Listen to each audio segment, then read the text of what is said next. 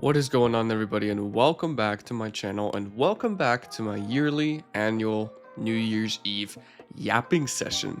Yes, we're back again. It's already time again. We're on New Year's Eve 2025. It went by like nothing this time. I swear to God, every year gets shorter. Especially this year seemed extremely short, but here we are again.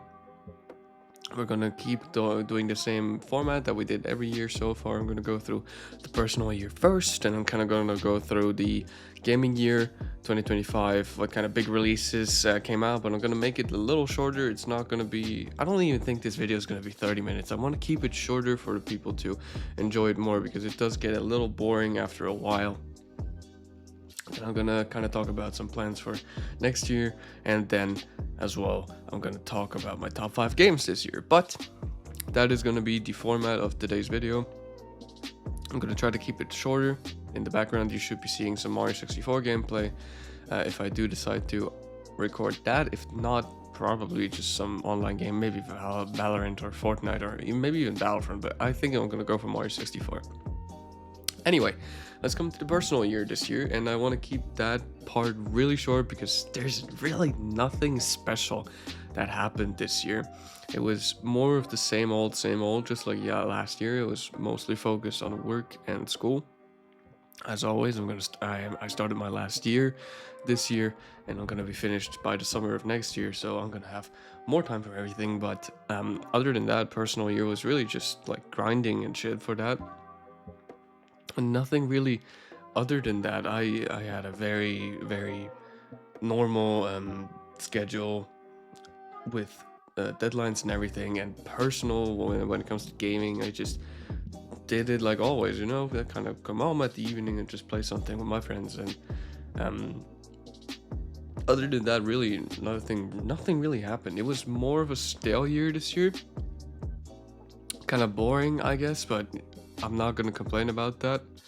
Just like I said last year when I said the year was kind of boring, but it needed it. This year was also another one of those years that was kind of nice that it was boring, and it just didn't need anything exciting to happen. It didn't need anything special to happen because it was good as it was. And I'm not going to complain about that because I've had years where a lot of stuff happens, and you can probably clearly hear me talk about that in earlier New Year's Eve specials. This is the 5th one, by the way, so we are now at a fifth year anniversary of doing these New Year's Eve specials. I think I started in 2020 with my shitty headset mic and everything, and yeah, we're now here in 2025 with a really good mic and some better quality, of course, and more routine on what I have to do when I make these videos and what I kind of have to talk about and everything. But other than that, yeah, no, personal year was pretty stale. Nothing to complain about. Everything was nice. Nothing really bad happened. Of course, there were good days, and then there were kind of bad days, but it's just how life works. You're not gonna be able to avoid the bad days no matter what, unless you are like really lucky and you only have good days. But I feel like that's almost nobody in the entire world. So yeah, when it comes to the personal year, I'm pretty happy with how it went, and I have to say I wouldn't change it. I wouldn't change it. Nope. I would leave. Voice crack. I would leave 2025 as it is, or as it was. Now, the gaming year of 2025. This is always the biggest part of my looking back at videos, and I'm going to try to keep it a little shorter. I'm not going to go into detail about every game that released in the year, just the big titles that people really cared about. And of course some big titles to me, and also some other stuff that released this year that isn't necessarily on the list like this. But I'm gonna go through it again every month and of the entire year, from January all the way to December, and see what kind of big releases there were. So starting in January, we have Freedom Wars Remastered. It's a classic Vita RPG, gets a 4K treatment, kind of 4K remastered. We have Tales of Graces F Remastered, another remaster of Tales RPG. We have Final Fantasy VII Rebirth, mossing over from consoles, so we kind of finally have a release on PC. We have a Dead of Darkness, a Resident Evil inspired 2D horror game. We have Ninja Gaiden 2 Black, Gaiden 2 Definitive Edition. We have Star Wars Jedi Power Battles, which is kind of a retro lightsaber battle game. Also, I think a remake. We have Eternal Strands and Orcs Must Die Deathstrap, a horde shooting frenzy. We have The Stones of Madness. We have Warside, Critical Path, and Hello Kitty Island Adventure. Sanrio meets Animal Crossing. That was that one was kind of talked about a lot because it was very special to some people. We have Spider-Man 2, the Spider-Man sequel, releasing on PC. Marvel Spider-Man 2, of course. We got a PC release for that in January. And for the last big release, we have Sniper Elite Resistance, which is the 6th, if you count the VR game, 7th installment of the Sniper Elite series, which is a long-running series since the early 2000s, I think, with Sniper Elite 1. And it always finds a way to reintroduce itself to the world. You know, Resistance was built upon the French resistance of World War II, and I think the last one we had, Sniper Elite 5, was also in France, so it makes a lot of sense that we stay there. And I haven't played it personally, but I've heard some good things about it. It's more of the mediocre side of the Sniper Elite series, but it's still good. The Sniper Elite series is fundamentally a good series, you know? It's fun. That's what most of the games should be. It's fun. It's just plain fun. The story doesn't really matter in the Sniper Elite games, even though it's not bad, but it's definitely not on top of like my story leaderboards. But it's plain fun and it's cool. Moving on to February, we have Spirit Swap, World End Diner. We have Ambulance Life, a paramedic simulator. We have Keep Driving, a road trip management simulator. We have Straight Path, a roguelike card adventure, which actually took a lot of attention from people. We have Civilization 7. That was a big one. People went crazy for that. We have Dawn Folk, Afterlove EP, Finding Love and Rhythm in hand-drawn Jakarta, which was an interesting art style, you know, hand-drawn. Then we have Legend of Heroes Trail Through Daybreak 2. And then a big one for me, we have Tomb Raider 4 through 6 remastered, more Lara remastered. So we have Tomb Raider 4 Revelation, Tomb Raider 5 Chronicles, and Tomb Raider 6 The Angel of Darkness, all released back on the PS1 and /PS2 era, with the 6th one releasing on PS2 and the other 2 ones on PS1. We have another collection that remasters those 3 games. We already had one of those collections for Tomb Raider 1 through 3 in 2024. I think I also talked about that in my releases part of that video. But yeah, Tomb Raider 4 through 6, another big one for me personally. More Lara remasters is always nice. Then we have Avowed, a first-person fantasy RPG. We have Lost Records, Bloom and Rage, which is from the same creators that made the original Life is Strange, and it gained a lot of traction for being kind of like the original Life is Strange, so people really like that, and honestly, I can understand why. It's a good game. And for the last big one, we have Monster Hunter Wilds, which also, Monster Hunter is always a big release. I don't really know why. I've never played a Monster Hunter game in my life, but Monster Hunter is always a big release. So, you know, I'm happy for the Monster Hunter fans that got some new food. Moving on to March, we have Grimoire Groves, Cozy Witchy Roguelike. We have 2 Point Museum, a museum management simulator by Sega, I think. We have Knights in Tight Spaces, a tight fights, go fantasy like. We have Fragpunk, a new 5v5 tactical shooter style game in the style of like Valorant, I guess. But if Valorant met Overwatch, I think Fragpunk would probably come out of that. Then we have Split Fiction, another game from the It Takes Two and A Way Out dev, and that one was really good for a lot of people. I didn't play it myself, but I've heard a lot of good stuff about this, and you know, It Takes Two is good, so of course it's probably gonna be good. We have Rise of the Ronin, Team Ninja's 2024 action RPG, got a release for Steam, so that's always nice, having a PC release. Then we have 33 Immortals, a co-op roguelike with up to 32 friends.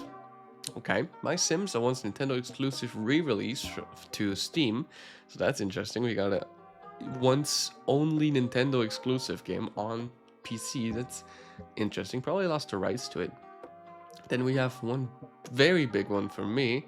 We have Assassin's Creed Shadows, which is the first Assassin's Creed that plays in feudal Japan or Japan. Um, so that is one of the bigger ones for me because I really love the art style of feudal Japan, and I've always liked Assassin's Creed, of course, even though the last couple ones were a little mediocre.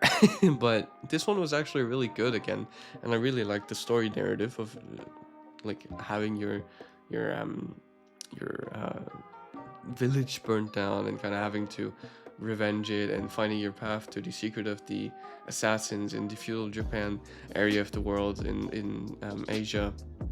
That was really cool, and I really liked the art style of it as well. It was beautiful. It's a very visually stunning game, and the mechanics work perfectly fine.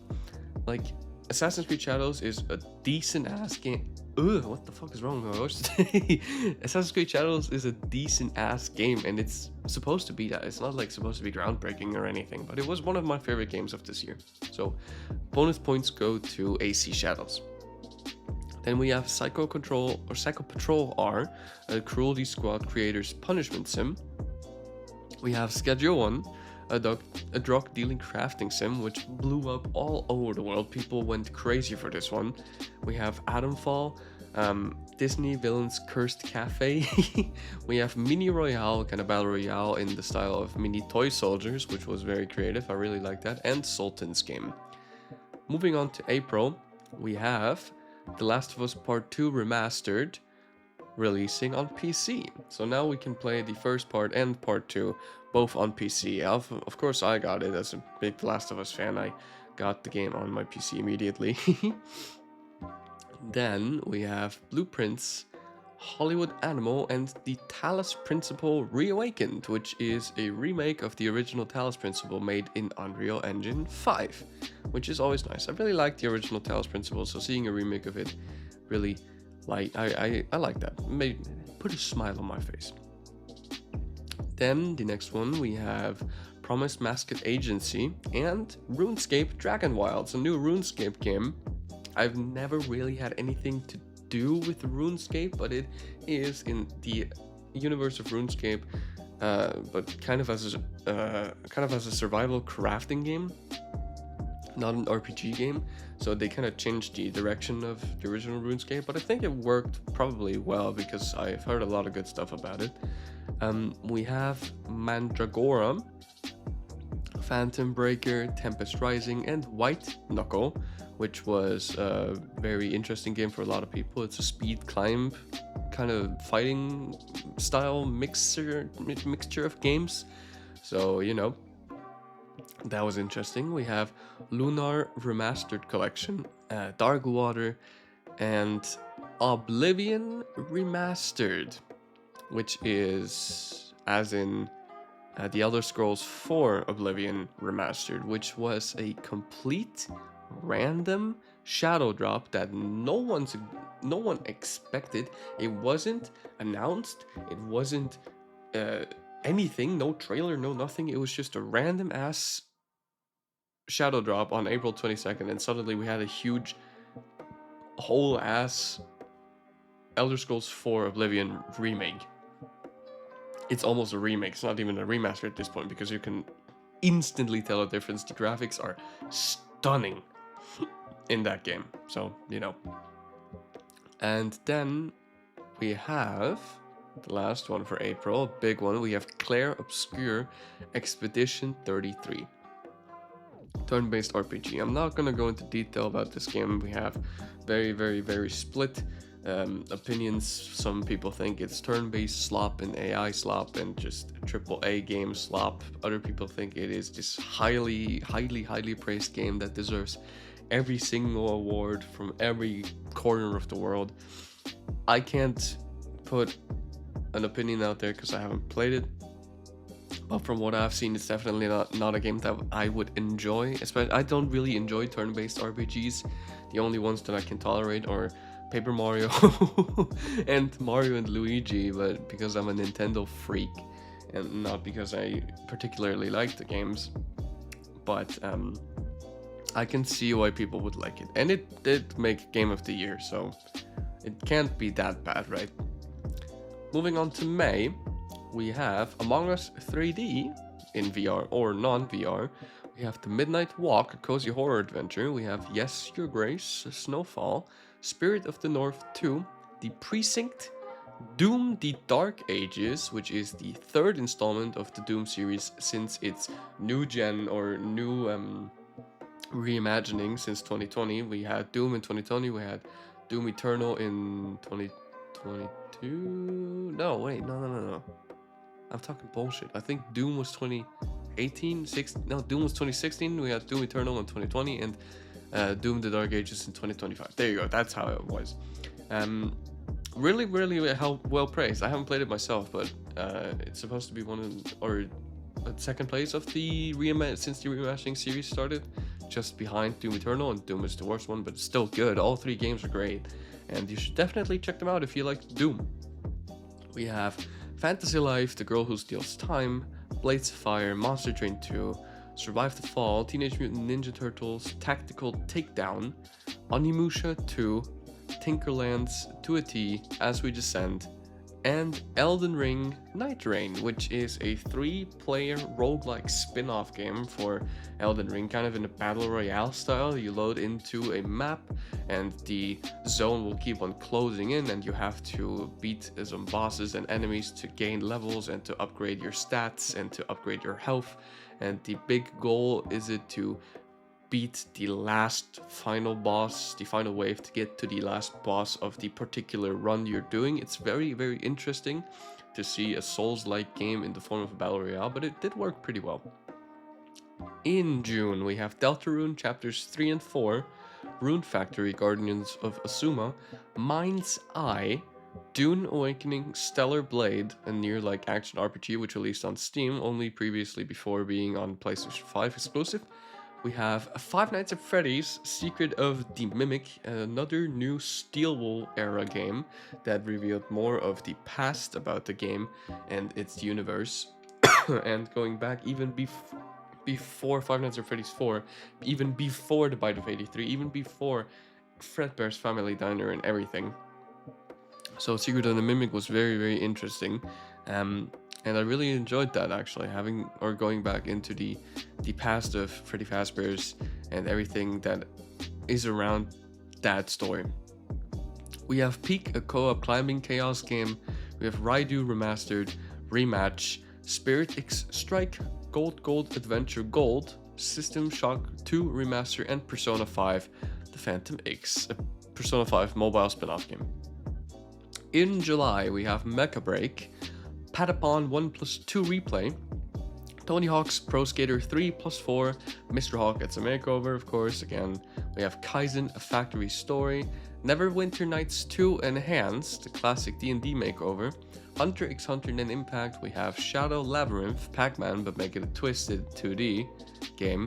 We have Hellclock, we have Ludo, Wildgate, Hotel Galactic, Killing Floor 3, which is a mostly loved zombie killing game which got a sequel.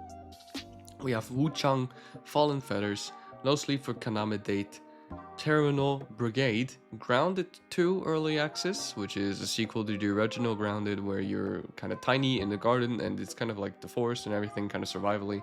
And we have Ninja Gaiden Ragebound, classic side-scrolling ninja action. In August, we have Demon Slayer Hinokami Chronicles 2, we have Gun Touchables, Is This Sea Taken, Break Arts 3, Mafia The Old Country, another new installment of the Mafia series, which is a very beloved series still to this day. We have Echoes of the End, we have Dungeon Stalkers, Madden 26, All Systems Dance, Void Breaker, This County, we have Hurdling, we have Gears of War, Warlit School Life RPG, we have Metal Gear Solid Delta Snake Eater, which is a remake of Metal Gear Solid 3, I think? It's a remake of an old Metal Gear game. And we have Lost Soul Aside. As you can see, the later months of the year kind of had some dry months, but that's okay. In September, we have Metal Eden is a sci-fi Doom-like FPS. We have Hell is Us, a survival with little guidance, so you have to basically figure out everything on your own, but I really like that actually. I wanted to play Hell is Us, I still have to get it. And we have the big one that people were waiting for 7 years. We have Hollow Knight Silksong, released by just a handful of people at Team Cherry, and it was instantly loved. I think it crashed Steam, it crashed the store page instantly as soon as it released, and I don't think I've ever seen that before for a game. So yeah, Silksong, you did your job. We have ooh, sorry, Daemon X Machina, Titanic Skion. We have Firefighting Simulator, Catanaut, No I'm Not a Human, a horror kind of game that meets Papers, Please. Very hated, not hated, very loved. We have Skate 4, 3, Skate something, early access. We have Voyagers of Nera, Trails in the Sky, the first chapter. We have Ethermancer, Blade and Soul Heroes, Hades 2, the 1.0 release. We have Silent Hill F, the first Silent Hill set in Japan, which was actually a very interesting idea, but I really like that. And we have the new Sonic Racing Crossworlds, now with Keanu Reeves, who voices Shadow, and some other crossover characters like Miku and Minecraft and a lot of others, and it's really crazy, but it's a lot of fun. And of course we have FIFA 26, as always. October we have SOPA, we have Bysweep Carol, Dreams of Another, we have Blue Protocol, Star Resonance, we have Yuka Replayly, which is a remake of the original Yooka-Laylee, which in itself is a spiritual successor to Banjo-Kazooie, even made by some of the same people that worked at Rareware all the way back in 1998. So yeah, that was a really cool one for me as a Banjo-Kazooie fan. We have Battlefield 6 multiplayer and single player, and then later on even the Battle Royale mode. We have Ball X Pit. We have Escape from Duck Off. The ducks have guns in that game. We have Jurassic World Evolution 3, Ninja Gaiden 4, The Return of Mainline Gaiden. We have Vampire the Masquerade Bloodlines 2. We have Dispatch, which is my personal game of the year. It's a story, choose your own adventure type driven game with superheroes in a messy workplace drama where you're their dispatcher and you have to make sure that they do their job well. It's super, super good. I'm not going to go into detail about it because you have to play it for yourself if you want to get the full experience, but it's my personal game of the year, so love Dispatch. We have the Jackbox Party Pack 11, Misery, a Lethal Company inspired online co-op in a nuclear wasteland, which I did play, very good, Power Wash Simulator 2, Once Upon a Katamari, Welcome to the Dark Place, Escape Simulator 2, we have The Outer Worlds 2, we have Arc Raiders, which is an extraction shooter set in the future with anti-robot kind of organizations, and you go into the game. It's a PvPvE, so as every extraction shooter, very, very good. I've only recently started to play this game, but it's very nice. We have Dragon Quest 1 and 2 Remake and Mortal Kombat Legacy Collection. In November, we have Football Manager 26, Bloodgrounds, Sonic Rumble, like Fall Guys, but with Sonic, for free, on every platform.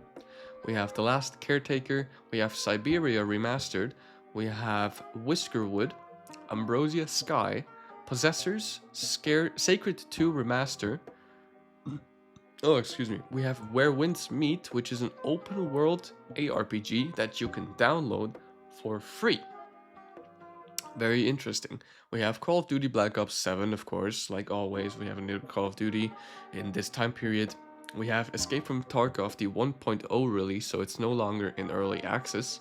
We have Dungeons and Kingdoms early access. We have Leaf Blower Co., Sheepherds, Long Drive North, Demon School, we have Outlaws and Handful of Missions, Remaster, we have Total Chaos, The Midnight Walkers, Early Access, Solo Leveling, and Tormentor Twisted Torture Survival.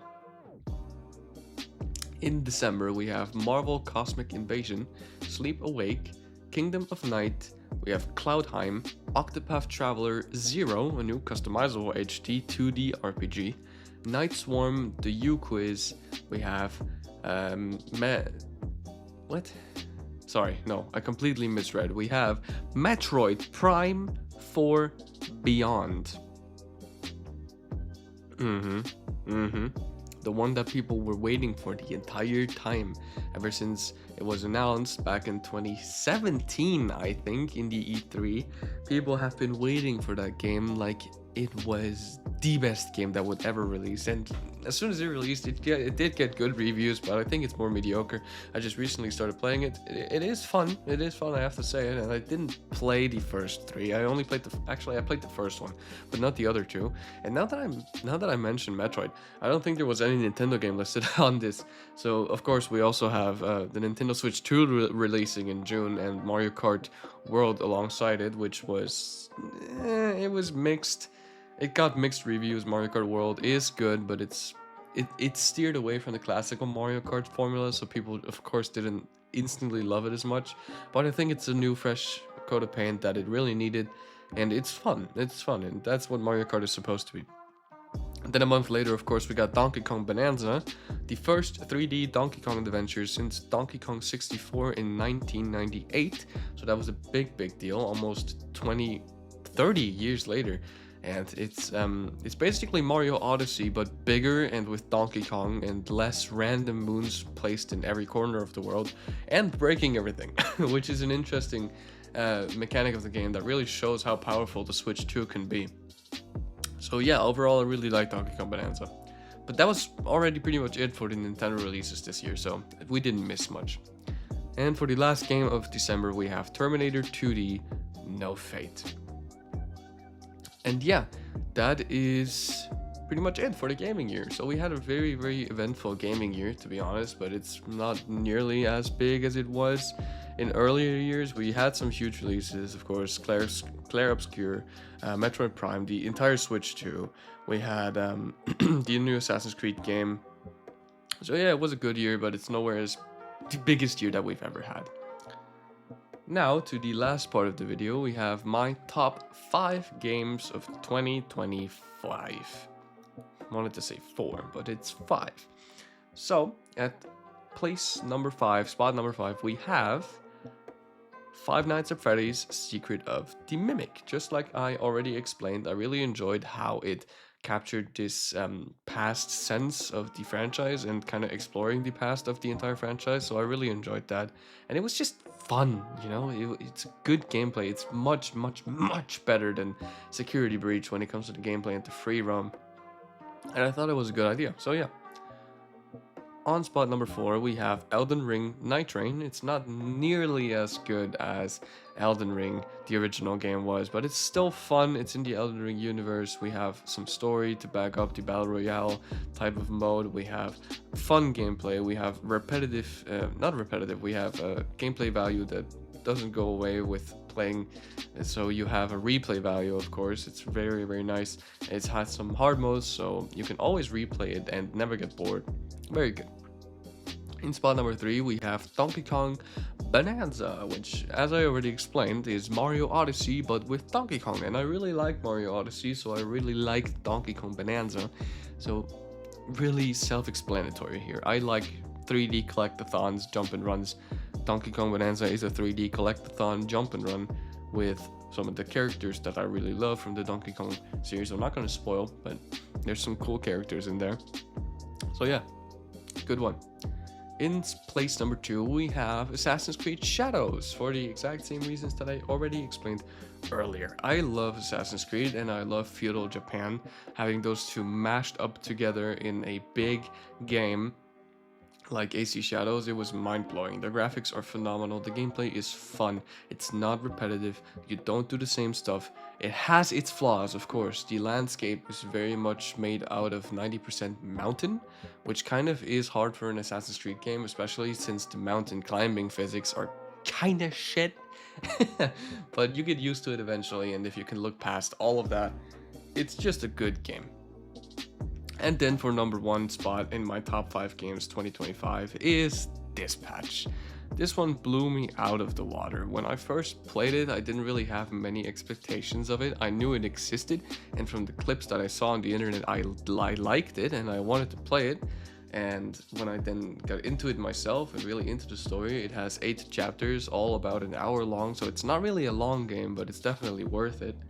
And once I really got into the story, I couldn't stop. I would always play 1 chapter a day because I didn't want to have it over too soon, and I physically couldn't wait to just go into the game again and play the next episode. It's so absolutely catching. Every character is charming. It has its own personality, and you can't really dislike anyone. Even the villain is a fucking badass. And I really liked him every time he was on the screen. And that's how you know a game is good. If the game makes you like the villain, and also like if the game makes you like every single character that you see in the game, even though they're assholes, you know a game is good. And that is exactly what this patch did. So personally, my game of the year, and I recommend it to absolutely everyone that you check out this patch. But yeah, that is it for my yearly annual yapping session recap of 2025. We're actually already at 31 minutes again, so when I said at the start of the video that we're gonna make it a little shorter, I must have kind of lied, because we're almost at the same time that we were on last year. But I did hope you enjoyed this year with me. I hope you enjoyed this video, and I know it hasn't been active on this channel, only this month now got kind of back active with my Five Nights at Freddy's videos and everything. But I do continue with those. I'm gonna make a video on every max mode and maybe even some more FNAF videos. We'll see. Of course, more meme videos and kind of funny videos coming too. More streams, and of course my Let's Play channel will keep on going as well. Everybody check that out if you haven't checked it out yet. Ghostly Let's Play, it's in my bio and everything. It's right now every second day there's an upload, so check it out if you want to. Mostly Nintendo and Sega Let's Plays right now, but we're gonna dive into more obscure territories in the new year. So thank you everybody so much for watching. Thank you everybody so much for sticking around the entire year. I hope to see you in the next year as well and have many more fun videos with you guys, many more fun experiences. But until then, enjoy New Year's Eve, enjoy your time with the family, celebrate, but don't do anything stupid, keep yourself safe, and until next year, bye bye.